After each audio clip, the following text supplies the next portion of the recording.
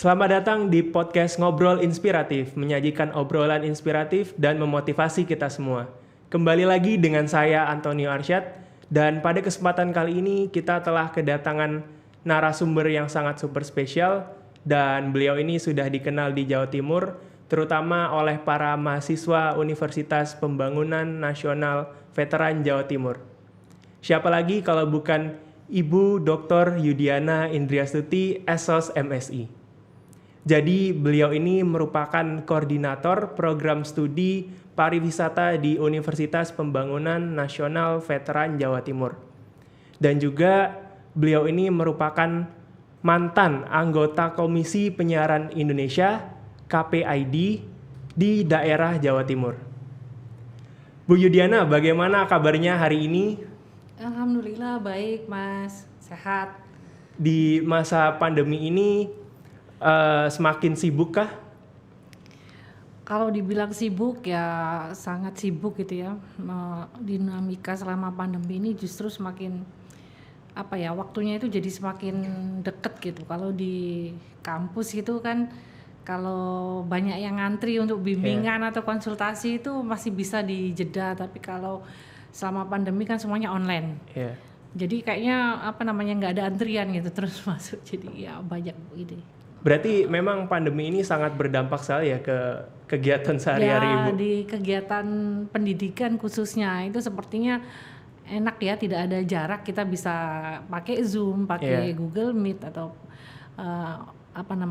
teknologi online lainnya ya. Tapi justru waktu kita jadi sangat rapat. Ya kekerabatan. Berarti semakin sibuk ya Bu ya? Semakin lumayan, ritmenya semakin rapat. Karena juga sekarang kan serba online, jadi lebih gampang untuk menata jadwalnya.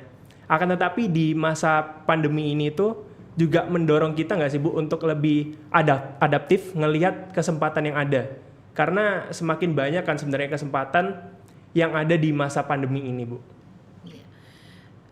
Di setiap fase saya rasa ya, ini bertepatan dengan pandemi gitu. Sebenarnya semua kondisi itu mempunyai dua sisi gitu kan, ada yang menguntungkan dan ada yang tidak menguntungkan. Selama pandemi kita kerugiannya ya gak bisa kemana-mana gitu, tapi di sisi yang lainnya kita bisa melihat banyak peluang penggunaan teknologi, terutama di dunia pendidikan. Kalau dulu itu dosen lebih seneng datang ke kelas gitu ya, malas menggunakan teknologi, tapi sekarang dipaksa untuk menggunakan teknologi ya, dan akhirnya jadi terbiasa gitu menggunakan teknologi. Itu sesuatu yang positif gitu kan, kita jadi mengenal teknologi gitu. Oke Bu, sebelum kita ngobrol lebih jauh, boleh dong Bu, selama pandemi ini Ibu ceritain keseharian Ibu ngapain aja selama pandemi ini?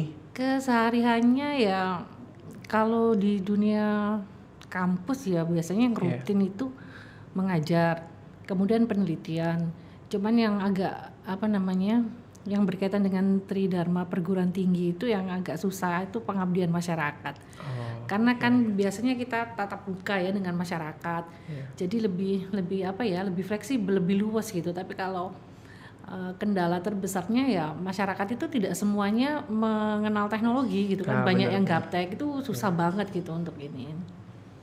Itu kekurangannya. Oh iya Bu, sebelumnya kan sebelum melakukan podcast ini saya sempat membaca sekilas kan mengenai riwayat pendidikan Ibu.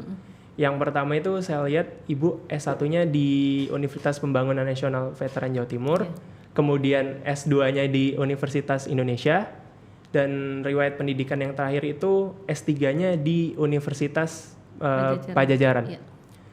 Saya mau nanya nih Bu, waktu Ibu menjadi pelajar itu Ibu merupakan tipe pelajar yang seperti apa sih Bu? Kalau saya itu tipenya pelajar yang justru saya itu tidak bisa bersosialisasi gitu. Kalau misalnya kan kita kadang harus kerja kelompok gitu ya. Saya lebih senang kerja sendiri, dan kelompok-kelompok yang jadi kelompok saya, teman-teman saya itu lebih senang memasrahkan semua pekerjaan ke saya gitu. Jadi klop gitulah. Jadi saya lebih senang tolong saya carikan data ini dari dulu suka nyuruh-nyuruh, nanti saya kerjakan semuanya gitu. Saya jenisnya yang seperti itu. Kalau misalkan cara belajar Ibu waktu kuliah gimana Bu? Apa mungkin kayak seperti, kan biasanya mahasiswa pada umumnya itu kayak sebelum ujian, mereka itu baru belajar H-1 sebelum ujian, rata-rata kayak gitu, atau mungkin Ibu kayak gimana? Kalau saya tipe yang rajin belajar Oh memang iya. ya. Jadi saya sebelum perkuliahan itu saya baca materinya, kemudian saya dengarkan, kalau perlu dicatat gitu dengan biasa catatan yang ala-ala gitu. Setelah itu nanti malamnya saya belajar lagi. Catatan yang nggak rapi itu saya rapikan. Jadi saya catatan saya itu lengkap dan itu jadi apa? Jadi rujukan teman-teman untuk pinjam catatan, dan saya nggak pelit, saya bagi-bagiin, silakan dipinjam gitu. Seperti itu. Jadi Berarti untuk nge-recall memorinya dengan cara nyatet itu ya Bu? iya, nyatet seperti itu. Terus kalau ujian juga ya yang saya bikin soal sendiri sambil nge-recall itu kan, bikin soal saya jawab sendiri ya kayaknya bisa. Bu, dulu seberapa keras sih Bu waktu itu orang tua Ibu menanamkan pentingnya pendidikan sama Ibu Yudiana? Kalau orang tua dulu mungkin tidak seperti sekarang gitu ya. Mereka lebih longgar karena mungkin keterbatasan pengetahuan mereka. Jadi orang tua saya itu membebaskan mau jadi apa. Yang penting ditekankan bahwa pendidikan itu penting gitu. Dan orang tua zaman dulu itu karena keterbatasan ini ya, keterbatasan ekonomi, hanya bisa memberikan, pokoknya itu orang tua saya yang bekerja kan bapak ya. Bapak cuman bisa membiayai kamu sampai S1. Kalau mau sekolah sampai tinggi silakan nyari sendiri. Jadi itu mungkin jadi satu tantangan tersendiri buat saya untuk ya menjadi apa ya, kalau pengen sekolah sampai mentok ya kamu harus rajin belajar gitu, nanti pasti ketemu caranya. Gitu sih pada saat itu. Dulu sebenarnya cita-cita Ibu waktu kecil pengennya jadi apa sih Bu sebenarnya? Nah, kalau cita-cita itu ya seangkatan saya, sekelahiran saya itu cita-cita itu cuma ada 3. Kalau nggak jadi presiden, jadi dokter, jadi insinyur itu. Itu apa namanya sudah mainstreamnya anak-anak di zaman saya gitu. Kalau saya dulu pengennya itu jadi insinyur karena latar belakangnya insinyur itu di bayangan anak-anak ya pokoknya insinyur. Padahal insinyur itu kan banyak, ada yang insinyur pertanian, ada ini. Cuman bapak saya itu kan sering bukan insinyur sih, STM pembangunan gitu ya. Jadi dia lebih ke desain arsitektur gitu. Saya senang ngelihat bapak saya gambar-gambar, nanti aku jadi desain gitu, arsitek, mau jadinya arsitek gitu.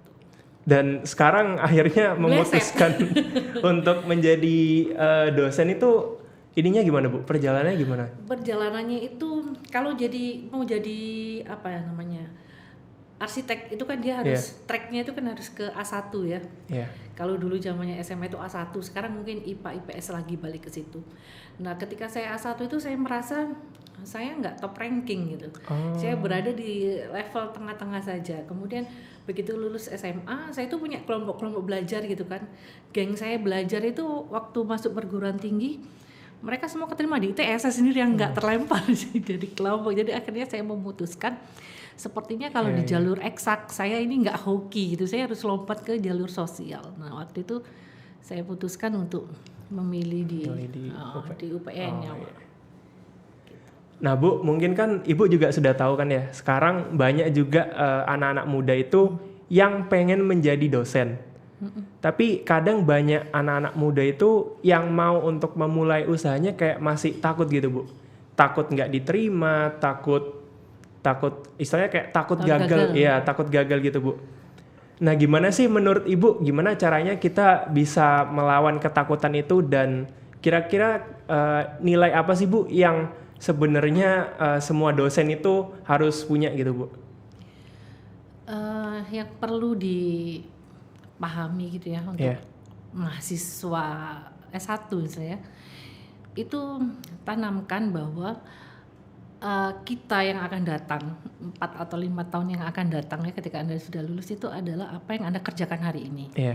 Kalau hari ini Anda doing nothing, ya nanti next 4 atau 5 tahun ke depan Anda ya bukan siapa-siapa gitu. Apapun profesi atau apa namanya yang akan Anda geluti nantinya, itu harus dimulai dari sekarang gitu. Kalau mau jadi dosen ya harus, apa sih dosen tuh berhubungan dengan ilmu pengetahuan ya, itu yang harus kita jalan ke situ. Kalau nanti mau jadi pengusaha ya kita mulai dari sekarang gitu, mulai mempersiapkan ke arah apa yang dibutuhkan untuk menjadi seorang wirausahawan, atau pengen jadi apa saja misalnya di dunia entertain atau apa, ya itu harus dimulai dari sekarang. Berarti memang kayak mindset itu mempengaruhi ya Bu. Kalau misalkan belum apa-apa, belum kita belum usaha tapi mindset kita kayak bilang nggak bisa gitu-gitu, itu ngaruh juga kan ya Bu? Berpengaruh, nanti kedepannya Anda kan nggak bisa beneran gitu. Iya.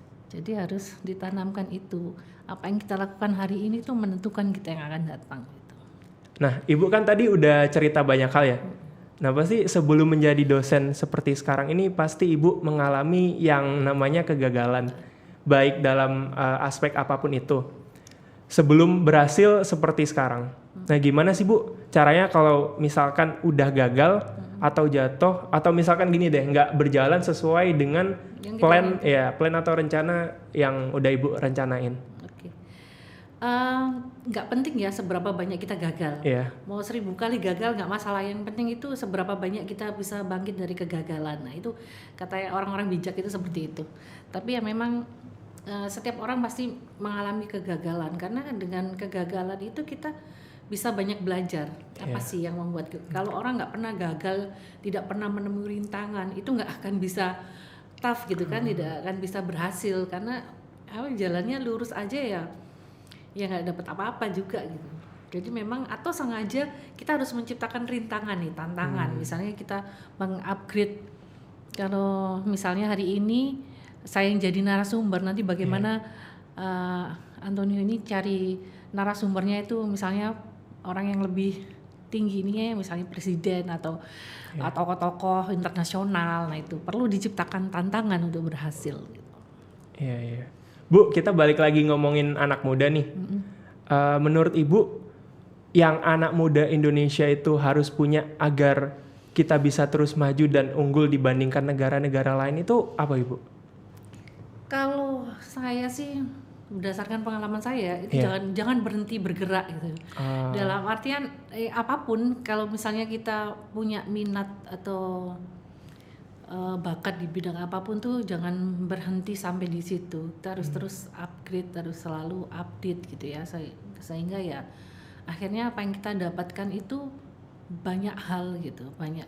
Jadi tabungan skill kita, tabungan yang ada di pemikiran kita itu akan semakin banyak. Nah itu yang membuat kita akan semakin maju dan berkembang. Berarti memang kalau misalkan kita punya keterampilan di misalkan di podcast nih, kita lebih perdalam aja di situ ya? Iya, kalau mau pengen jadi seorang apa istilahnya podcaster itu ya Anda harus terus upgrade gitu, entah itu materinya, kemudian teknologinya gitu, sehingga podcastnya itu jadi tampilan yang bagus, yang menarik, yang mempunyai ciri yang berbeda dengan podcaster lainnya. Bu, saya penasaran nih dengan berbagai kegiatan Ibu.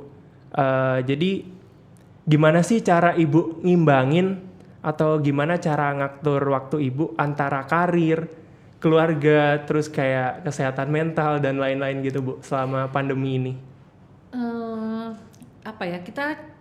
Kalau saya sih berdamai dengan kondisi gitu. Misalnya waktu dulu anak-anak saya masih kecil gitu ya, pulang kerja udah jam 7 malam. Nah itu waktu ketemu dengan anak-anak ya kita optimalkan untuk itu gitu. Walaupun nanti anak saya yang paling kecil itu suka banget ngerjain saya di tengah malam gitu. Jam 11 malam tuh dia selalu kelaparan, suruh bikinin makanan ya kita harus bisa menghandle itu gitu. 2 pertanyaan terakhir deh Bu.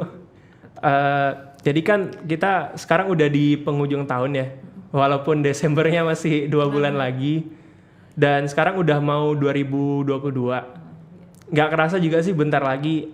Saya masih penasaran Bu, apa sih hal terbaik yang terjadi pada Ibu di tahun ini? Banyak hal yang terjadi dan itu yang terbaik buat saya gitu. Apapun itu, entah itu sesuatu yang menyedihkan, sesuatu yang menyenangkan, itu yang terbaik yang terjadi pada saya gitu.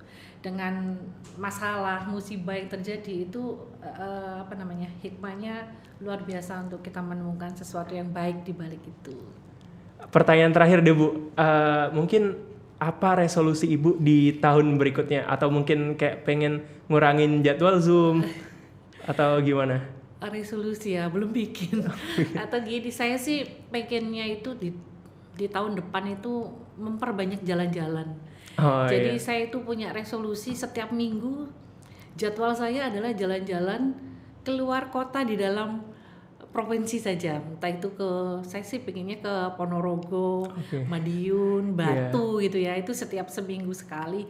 Kalau sebulan sekali kan, kalau resolusi ada detail ya, sebulan sekali saya pengennya keluar Jawa Timur gitu, ke Jogja atau ke Solo atau ke mana gitu ya, ke Banyuwangi. Nah itu keluar Jawa Timur juga ya, keluar Jawa Timur. Kalau 2 bulan sekali saya pengen keluar pulau, misalnya ke NTB atau gitu. Kenapa resolusinya itu jalan-jalan? Karena itu salah satu upaya untuk menjaga kewarasan gitu, menjaga kesehatan mental. Nah kalau kita happy jalan-jalan gitu ya, itu nanti pasti kalau moodnya udah bagus kan, kita bekerja juga enak gitu kan. Untuk ngapain itu ada mood boosternya itu bagus gitu.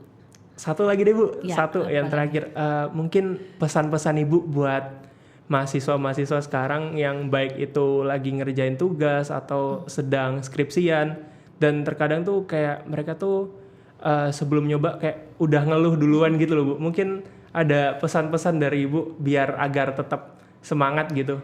Ya, yang sering saya ingatkan sih, atau biasanya kalau ada mahasiswa baru gitu ya, saya selalu ingatkan bahwa apa yang Anda kerjakan hari ini itu adalah menentukan Anda 4-5 tahun ke depan gitu. Jadi bersungguh-sungguhlah gitu ya, jangan banyak mengeluh, karena itu rintangan kemudian masalah-masalah itu yang akan membuat kita menjadi lebih lebih kuat, lebih maju, lebih hebat ke depannya gitu.